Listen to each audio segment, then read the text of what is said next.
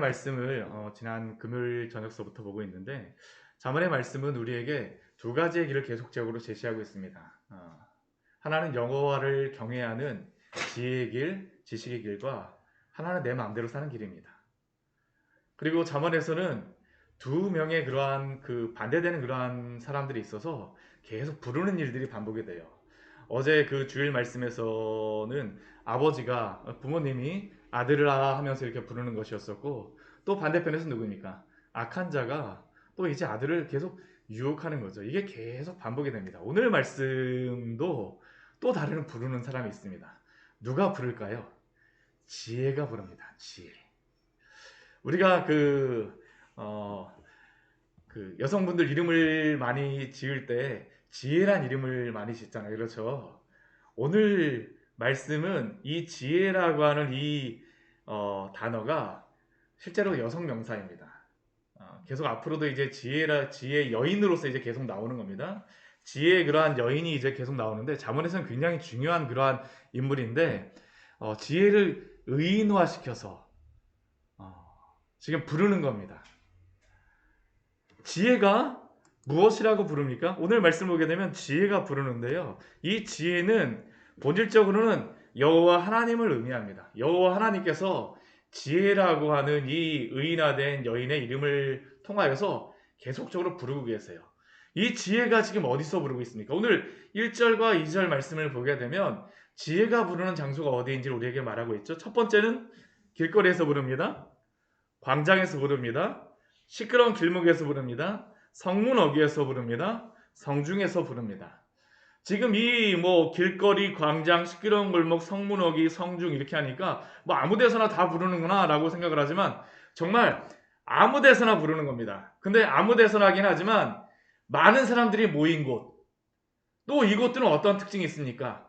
누구나 지혜를 들을 수가 있는 장소라는 거죠. 길거리 같은 경우 어떻습니까? 사람들이 막 지나갑니다. 그곳에서 지혜가 소리를 높여서 외쳐요. 내 소리를 들으라, 내 소리를 들으라. 광장에서도 사람이 모인 그 많은 광장. 옛날에 이 광장 같은 경우에는 시장으로 많이 사용을 합니다. 그러한 곳에서 소리를 높여 외칩니다. 내 소리를 들으라, 내 소리를 들으라. 결코 지혜는 숨어 있지 않습니다. 곳곳에서 들을 수 있는 곳에서 있어요. 시끄러운 길목, 사람의 소리만 들리면 그곳에 가서 또 외치는 겁니다. 내 소리를 들으시오. 내 소리를 들으시오. 성문 어기는 어디입니까? 들어오는 입구입니다. 이 예전에는 성문 어기가 이스라엘의 그런 성에 가게 되면 그 성문 어기가 재판하는 장소입니다. 모든 억울한 사람들은 다 이곳에 와요. 사람들이 많이 모일 수밖에 없습니다. 그곳에 지혜가 가서 외치는 거죠. 성중에서 외치는 것입니다. 그러니까 이 지혜라고 하는 지혜는 결코 숨어서 있지는 않습니다. 어느 곳에서나 누구나도 들을 수 있게 계속 외칩니다. 누구나 들을 수 있어요. 누구나 들을 수 있습니다. 그런데 이 소리를 누구나 듣는다라고 해서 그 소리를 정말 누구나 듣고 이해할까요? 오늘 말씀은 그렇지 않습니다. 우리 3절 말씀을 보게 되면 오늘 이 말씀을 듣는 세 부류의 사람을 또 이야기를 합니다. 첫 번째 누구입니까? 어리석은 자들이죠. 두 번째는 거만한 자들입니다. 세 번째는 미련한 자들입니다. 지혜가 이렇게 소리를 외침에도 불구하고 이 어리석은 자들의 그 특징이 무엇입니까? 이 어리석은 자들이라는 이 의미는 머리가 나쁘다 이런 의미가 아닙니다. 이 잠언에서는 머리가 나쁘다 그런 의미가 아니에요. 이 어리석은 자들이라는 의미는 이 말씀을 들어야지만 되는 사람들, 이 지혜에 대한 교육이 필요한 사람들입니다. 여호와를 아직까지 경외하지 못하는 사람들이에요. 그 사람들에게 계속 외칩니다. 그럼 그 사람들은 어떻게 해야 됩니까? 당연히 이 지혜의 말씀을 들어야 돼요. 근데 지혜의 말씀을 듣고 좋아하기보다는 무엇을 좋아합니까? 어리석음을 좋아합니다. 여전히 어리석음에 머물러 있기를 좋아해요. 이 좋아한다라는 의미가 사랑한다라는 겁니다. 지혜를 사랑해야 되는데 어리석음을 사랑하니 지혜의 소리가 들릴까요? 들리지 않습니다. 이 거만한 자들에게 계속 소리 높여서 거만한 자들아 나의 소리를 들으라 들으라라고 하시는데 이 거만한 자들은 어떻습니까? 거만한 자들도 거만함을 좋아하는 것이죠. 이 거만한 자들의 이러한 마음은 딱딱한 마음이죠. 교만한 마음을 가진 것입니다. 부드러운 마음으로 듣지는 않고 이 거만하다는 의미는 경멸한다라는 그런 의미입니다. 지혜의 말씀을 들려주게 되면 나의 그러한 교만함과 나의 그러한 어리석음을 깨우쳐 주는구나 했는데 그 소리에 대해서 경멸해요. 경멸합니다. 소리가 들어갈까요? 지혜의 소리가요? 들어가지를 않는다라는 거죠. 지혜는 언제든지 계속 말하고 소리 지르고 있는데 거만한 태도로서 경멸한 태도로서 내려다보듯이 이렇게 보는 거예요. 아니 저 사람은 뭐가 뒤에 뭐가 있으니까 부족하니까 우리한테 와서 이런 얘기를 하나 보다. 거만한 눈으로 쳐다보는 것이죠. 거만을 기뻐합니다. 미련한 자들은 어떡할까요? 이 미련한 자들은 정말 바보라는 의미가 있습니다. 근데 이 사람들도 정말 바보가 아니에요. 들어야 될 것을 듣지 않기 때문에 바보라는 의미입니다. 이 미련한 자들은 어떻습니까? 정말 이 사람들은 잘 들어가질 않아요, 이 지혜가. 이 사람들의 마음은 어떠냐면 아예 그냥 지식을 미워하죠. 우리 잠언 1장 7절 말씀, 잠언의 그 주제절과 같은데 여호와를 경외하는 것이 지식의 근본이거늘. 지식을 들어야 되지만 지금 이 미련한 자는 어떻습니까? 지식을 미워해요. 미워해요. 그러니 이게 들릴까요? 안 들립니다. 지혜가 숨어서 안 들리는 게 아니죠. 지혜가 숨어서 안 들리는 게 아닙니다. 오늘 예수가 우리를 부르는 소리 아침에 지금 예배를 드리기 전에 찬양을 했지만 오늘 이 찬양과 똑같은 말씀입니다. 잠언의 말씀은 굉장히 복음적인 말씀입니다. 예수님이 우리를 향하여서 계속 부릅니다. 복음의 진리를 계속적으로 말을 해요. 계속적으로 말을 하고 우리가 인터넷만 열어도 마음만 먹으면 홈페이지만 어디든지 들어가서 우리가 마음만 먹고 들으려고 하면 얼마나 유명한 목사님들, 얼마나 설교 잘하는 목사님들, 얼마나 많은 말씀들이 곳곳에 있으니까 요즘에는 성경책이 꼭 필요 없어요. 성경책 없어도 핸드폰만 들면 어떡할까요? 핸드폰을 통하여서 얼마나 많은 성경 앱들이 많은지 모릅니다. 성경을 읽어주기도 합니다. 찬양을 계속 들려줘요. 24시간 내가 마음만 먹으면 언제든지 계속 들을 수가 있습니다. 그런데 그 많은 그 소리와 그 많은 것들이 있음에도 불구하고 많은 사람들이 그 복음의 소리, 그 말씀을 듣기보다는 무엇을 봅니까? 내 눈에 좋은 것들을 보죠. 내가 좋아하는 것들, 어리석음을 좋아하며 거만을 기뻐하며 오히려 이러한 말씀을 듣게 되면 절레절레 고개를 흔들면서 그건 아니야. 근데 이 지혜가 그러한 자들을 향하여서 무엇이라 할까요? 어느 때까지 하겠느냐? 안타깝습니다. 안타까워요. 예수가 우리를 부르는 소리. 안타까운 마음으로 부르시는 것이죠. 이렇게 부르는 이유가 있습니다. 23절 말씀 보면 이렇게 말씀하죠. 나의 책망을 듣고 돌이키라. 귀찮게 하려고 하는 게 아닙니다. 돌이키기를 원하는 것입니다. 나의 책망을 듣고 돌이키라. 돌이키게 되면 무엇을 주실까요? 내가 나의 영을 너희에게 부어주며 내 말을 너희에게 보이리라. 우리 사도행전 2장 17절 말씀을 보게 되면 우리 요엘서의 말씀을 인용한 것이지만 우리 사도행전 2장 17절 말씀 같이 한번 읽어보도록 할까요? 사도행전 2장 17절 말씀을 보게 되면 여호와의 영을 보내주시겠다라는 그 약속이 있는 것을 말씀하지 않습니까? 우리 사도행전 2장 17절의 말씀입니다. 같이 한번 읽어보겠습니다. 하나님이 말씀하시기를 말세 내가 내 영을 모든 육체에 부어주리니 너희의 자녀들은 예언할 것이요 너희의 젊은이들은 환상을 보고 너희의 늙은이들은 꿈을 꾸리라. 내가 나의 영을 너희에게 부어주며 내 말을 너희에게 보이리라. 내 말을 듣고 나의 책망을 듣고 돌이키게 되면 이러한 은혜를 주시겠다라고. 사실 이건 잠언에서만 말씀하는 게 아닙니다. 잠언은 단순히 지혜만을 우리가 그냥 똑똑해지는 아닙니다. 굉장히 복음적인 책입니다. 그리고 굉장히 신학적인 책이에요. 우리를 부르고 있습니다. 나의 책망을 듣고 돌이키라. 내가 나의 영을 너에게 부어주며 내 말을 너희에게 보이리라. 주님의 자녀 삼아주겠다는 그러한 약속이죠. 그러나 어리석은 자들, 거만한 자들, 미련한 자들은 어떻게 했을까요? 우리 24절 말씀, 이후의 말씀 보기는 불렀으나 듣기 싫어하고요.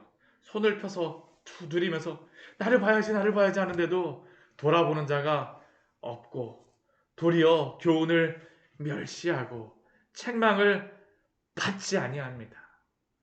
그러면 그 결과는 무엇일까요? 결말도 오늘 분명히 말씀합니다. 너희가 재앙을 만날 때에 내가 웃을 것이며 너희에게 두려움이 임할 때에 내가 비웃으리로다. 비웃으리로다. 너희에게 두려움이 광풍과 같이 임하겠고 너희의 재앙이 폭풍같이 이르겠고 너희에게 근심과 슬픔이 임하리니 왜 이러한 재앙과 고난과 슬픔과 근심이 임할까요? 지혜의 소리를 듣지 아니하기 때문입니다. 어디서나 부르는 그 소리가 있음에도 불구하고 이러한 소리를 듣지 않아요. 이러한 소리를 듣지 않습니다. 그러니까 이러한 것들을 듣게 하기 위하여서 이러한 고난도 주시고 때로는 재앙도 허락하시죠. 왜요? 듣고 돌이키도록 하기 위해서요.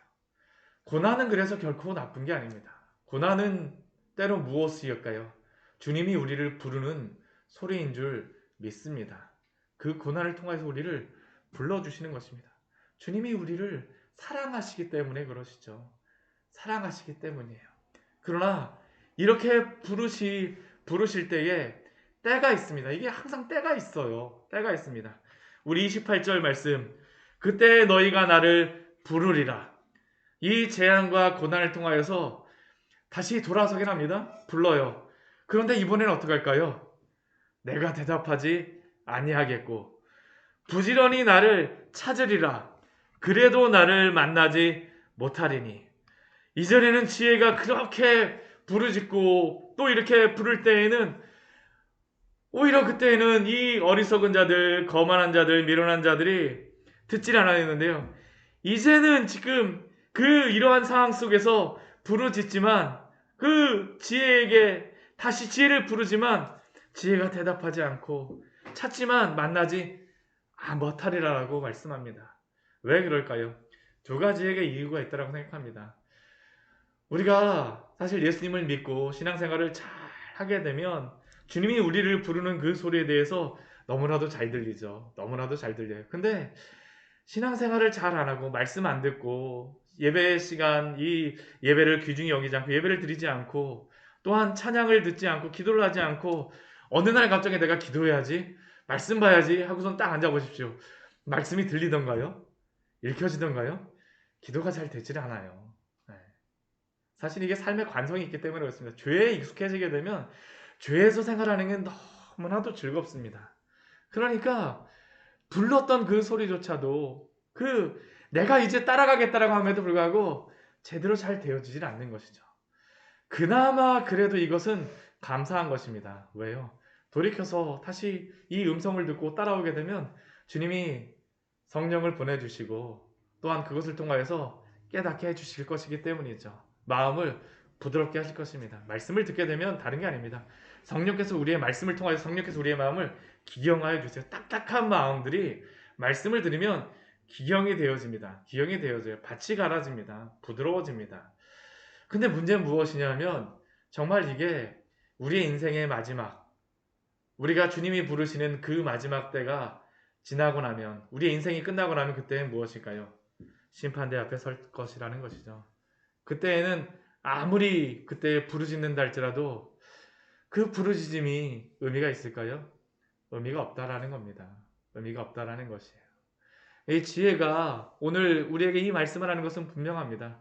마지막 때가 있다라는 것입니다. 그때 전에 듣고 돌이키라라고 말씀하시죠. 듣고 돌이키라고 말씀하세요. 이전에 지혜가 분명히 질문합니다. 그때 질문하는 것이죠. 너희가 이전에 지식을 미워하며 여호와 경외하기를 즐거워하지 아니하며 나의 교훈을 받지 아니하고 나의 책망을 업신여겼음이라. 업신여겼음이라. 왜 그때 듣지 않았습니까? 우리 부자와 나사로의 그러한 비유 누가복음 우리 말씀에서 우리가 듣지 않았습니까? 그 부자가 나중에 아브라함 품에 안겨 있는 그 나사로를 보면서 나중에 후회하며 말하는 게 무엇입니까? 내 아버지 아브라함이요, 저 나사로에게서 그 시원한 물 한 방울만 내 혀에다가 채워 죽여 주십시오. 그것만 해도 내가 너무나도 나의 이 뜨거운 이것으로부터 조금이라도 시원함을 얻을 것 같습니다. 근데 어떻게 해요? 할 수가 없습니다. 할 수가 없어요. 할 수가 없어요. 여호와의 지식을 미워하며 여호와 경외를 즐거워하지 아니하였던 그것은 분명한 심판의 때가 있다는 것을 말씀해 주죠. 결론적으로 자기의 행위의 열매를 먹을 것입니다. 자기의 꾀에 배부를 것입니다. 그 자기의 그러한 잘못, 말씀하지 않았기 때문이 아니라는 것이죠. 오늘 말씀 분명히 무엇을 말하냐면 누구든지 들을 수 있습니다. 누구든지 이 지혜의 말씀을 누구든지 가까이 할 수 있어요. 숨겨지지 않았습니다. 그 잘못은 누구에게 있을까요? 듣지 않은 사람에게 있다는 것을 분명히 말씀하죠. 자기 행위의 열매를 먹으며 자기의 꾀에 배부르리라. 결국 32절 말씀, 어리석은 자의 퇴보. 이 어리석은 자는 아까 들을 수 있음에도 불구하고 듣지 않았, 들어야지만 되는 사람이죠. 근데 퇴보라는 것은 되돌아선다는 겁니다. 좀 들었어요. 근데 어떻게 될까요? 다시 되돌이키는 것이죠. 네 바트루다 음양은 어떤 것일까요? 말씀이 뿌려졌음에도 불구하고 돌짝밭은 어떻습니까? 처음에는 좋아하는 것 같아서 그 말씀을 듣고 기뻐하나 근심과 걱정이 몰려올 때에는 그것이 금방 사그라드는 것이죠. 일시적인 믿음. 어리석은 자의 퇴보는 자기를 죽인다라고 말합니다.